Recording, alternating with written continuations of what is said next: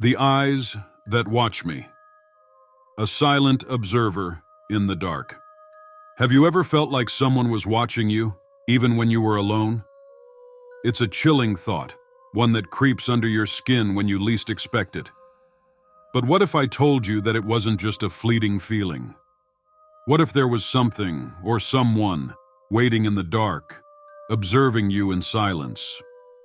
I didn't believe in ghosts, not until I met the eyes that watched me. After everything that happened in the city, I needed a fresh start. My life had been spiraling out of control, and I needed to get away from it all, at least for a while. So when I found the small house at the edge of town, I saw it as my escape. A quiet, forgotten place away from the chaos. It was run down, yes, but it had character. A small two-story house with a crooked roof, surrounded by overgrown trees that seemed to whisper in the wind. I didn't ask too many questions. I was just happy to leave behind the stress of my previous life. There was something oddly peaceful about the isolation. The world outside seemed so distant in that house, so far away, as though it existed in a different reality entirely. But from the moment I stepped inside, something was off. It wasn't the creaking floorboards or the faint smell of mildew in the corners. It was the silence, unnaturally thick, as if the house was holding its breath. The first night, I thought nothing of it. I settled into bed and tried to ignore the strange feeling in my chest. There was just something about the house that didn't feel right. But I chalked it up to nerves, new house, new town, and my mind playing tricks on me. Then, I woke up to the sound of something shifting in the dark. I couldn't see anything, but I felt it, a presence, a weight in the room. At first, I thought it was just my imagination, but then I saw them, two glowing eyes peering through the curtains of the window. My heart stopped. I froze in place, staring at the eyes. They didn't blink, didn't move, just watched. I tried to rationalize it. Maybe it was an animal outside, a reflection of the moonlight. But no, these eyes were too deliberate, too knowing. They didn't belong. I must have fallen asleep from sheer exhaustion, because when I woke again, the eyes were gone, and everything was quiet. Still, the chill remained in the air, like a memory of something I couldn't quite remember. The days that followed were a blur. I tried to keep myself busy, unpacking, cleaning, getting used to the quiet, but the presence never left.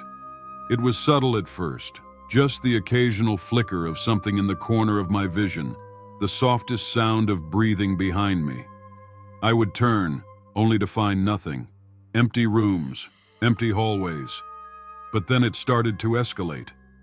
One evening, while I was in the kitchen, I turned and saw them again, those eyes reflected in the darkened window above the sink. This time they were closer, and I knew they were watching me, waiting. I couldn't explain it, but I knew they were there. They were always there, lurking just beyond the threshold of my vision. I checked the house, every corner, every room, but no one was there. No sign of anyone or anything moving. But those eyes were always there when I turned away, always watching from the dark. The silence was beginning to gnaw at me. I stopped sleeping, stopped leaving the house. Every time I closed my eyes, I could feel them watching me, studying me, like I was their prey. And when I tried to block it out, when I tried to ignore it, it only got worse. It started in the evenings, when the light dimmed. The eyes appeared in the dark windows again, flickering in and out of existence. I couldn't escape them. The more I looked, the more they seemed to grow, their gaze sharp and unwavering. They didn't blink, they didn't look away. They were patient, waiting. The worst part was that I wasn't the only one who noticed. A few neighbors came by, people who lived nearby but rarely interacted. They came to introduce themselves, but their eyes kept darting to the house, to the windows. They'd pause, a strange tension in the air, and then they'd leave quickly. But one night, an older man named Henry, who lived a few houses down, lingered longer. He watched me closely, his eyes filled with something unreadable. "Are you settling in all right?" he asked, though his voice was softer than usual. I nodded, though I knew something was off. "You should be careful around here," he said, his gaze flickering to my house. "Some things are better left alone." "What do you mean?" I asked, my voice shaking. He paused for a long moment, then spoke in a low tone. "There are things in this town that watch. You don't always see them, but they see you. And once you know they're watching, they don't stop. It's not always a bad thing, but sometimes it's best to leave them be." I couldn't stop thinking about Henry's words. Something about them lingered with me. I tried to ignore it, but every night the eyes in the dark grew sharper, more pronounced.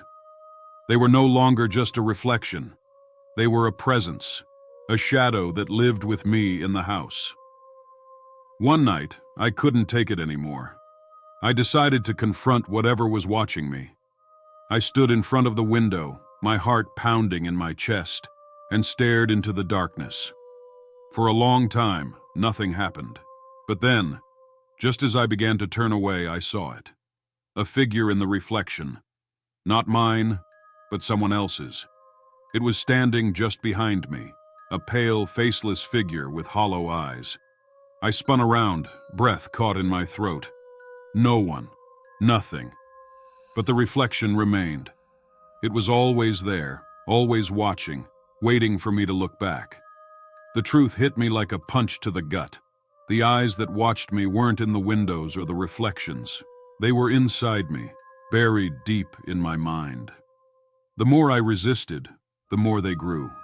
They weren't just watching. They were feeding, growing stronger, pulling me into the dark. The house is still empty now, but I can't leave. I can't escape the eyes that watch me, the silent observer in the dark.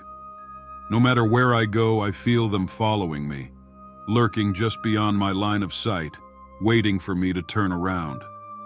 The reflection is no longer just a mirror. It's me, and it's not. The eyes are always there, growing sharper with each passing day. And soon, I won't be able to tell the difference between them and me. They are always watching. Did this story send chills down your spine? Don't let the eyes watching you be the only thing that stays with you. Subscribe to the channel and hit the bell icon so you never miss another terrifying tale. What would you do if you felt like you were being watched? Leave your thoughts in the comments below and share this story with anyone who loves a good horror story.